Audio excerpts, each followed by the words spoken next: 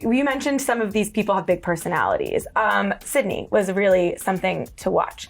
What was she like in real life? Hot Mess Express. Sydney. Oh my God, babe. Yikes. She was having a time. Yeah. And I think Sydney thought she was really running the show. Yeah. And so it was like the level of, it was like, felt pretty delusional. It was like what's reality and what's inside Sydney's mind of reality don't match up. Mm-hmm. So yeah, I was like, oh, okay. When I saw her at the airport, she had The Art of Seduction, that book in her bag. And I was like, I got your number, girl. I read that book. I know what that's about. So I thought she was going to come in with some moves.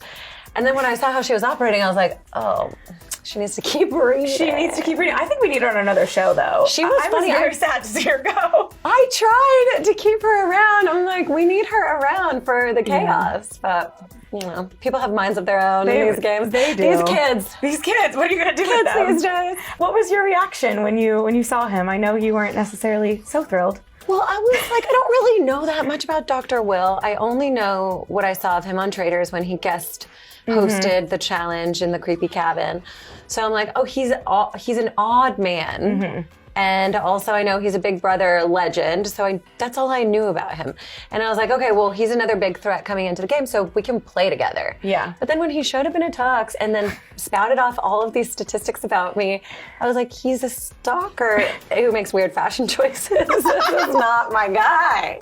Not my guy. Oh my God. And then it just got worse from there. Yeah, tease me what's going to happen. What's this dynamic going to be like? What do we have to look forward to? We are like, it's a classic dynamic of a pathological narcissist and someone who has, you know, really learned how to I've really learned how to assert myself around those types of people and kind of put boundaries up and let them know, like, your game that you're playing doesn't work for me.